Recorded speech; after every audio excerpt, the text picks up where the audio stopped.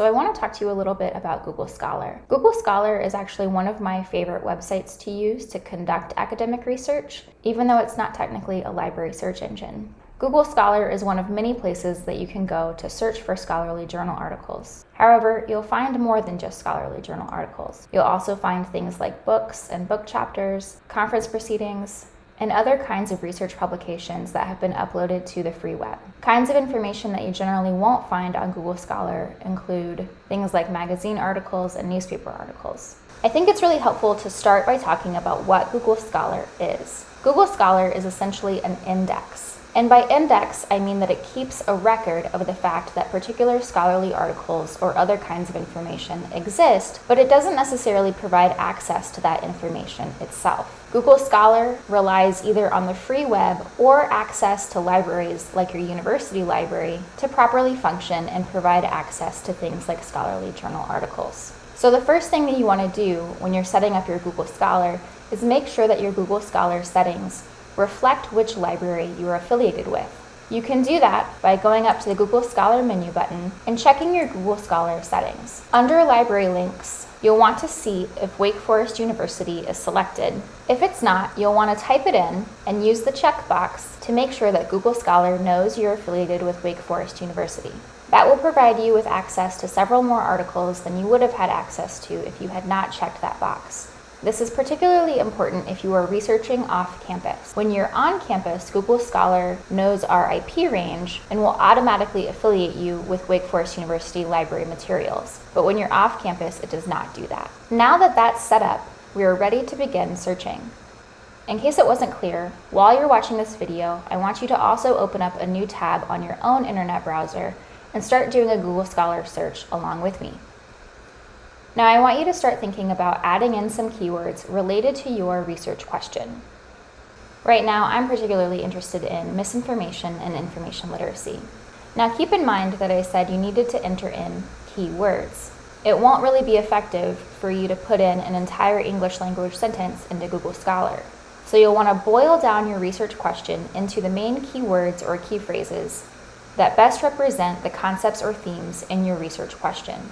I'm going to go ahead and search for these particular keywords. And one thing that I want to point out is that from what I've noticed with Google Scholar, it tends to bring back articles based on whether or not the keywords that you've selected appear in the title of the article. So this is where it might be really important to think about some synonyms for your keywords. So instead of misinformation, I might come in here and try fake news. And that's going to get me a completely different set of results. So you might want to think about trying multiple combinations of your keywords and seeing what kinds of different articles you get back. When you're ready to access an article, look over here on the right. You'll see several links that say WFU full text options. When you click on that link, it may ask you to authenticate, particularly if you're off campus, but then it should take you directly to where the article lives in a ZSR library database.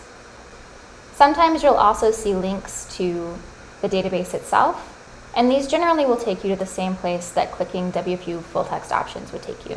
Sometimes you may notice a blank spot like I have up here at the top. That seems to happen most often with book results. For some reason, Google Scholar doesn't talk very well to library catalogs. When that happens, you may need to just look up the title of the book on the ZSR homepage and access it that way. Other times, getting a blank spot just means that the library doesn't provide access to that particular article, and we would need to do an interlibrary loan. Interlibrary loans mean that we borrow it from another library. It's a free process, but it does require filling out a form on the library homepage. The other thing that I wanted to point out about the search results screen is this area where it says cited by, and then it gives you a number. When you click on it, it will take you to a list of articles that have cited your particular article. Keep in mind that scholarship is a conversation. There is something about that original article that they found influential and wanted to cite in their own papers. This is a good way to find articles that might be thematically similar to the one that you originally clicked on. You might also try related articles, which will also take you to articles that are similar in theme to the one you are looking at.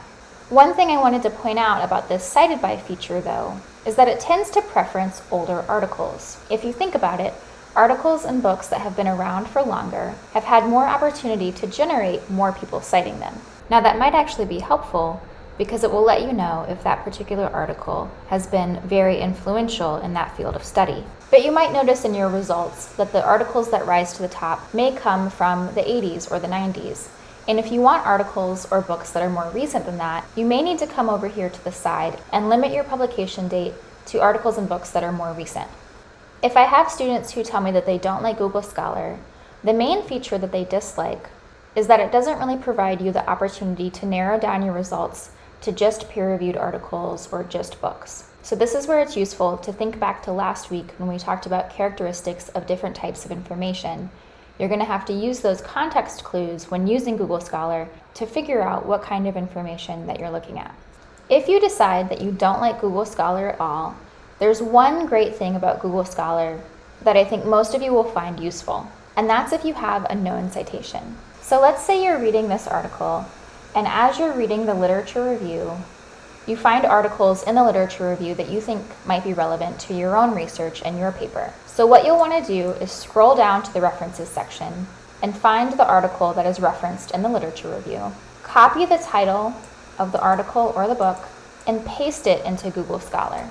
And 9 times out of 10, it will pull up the article that you're looking for and provide you a link directly to it.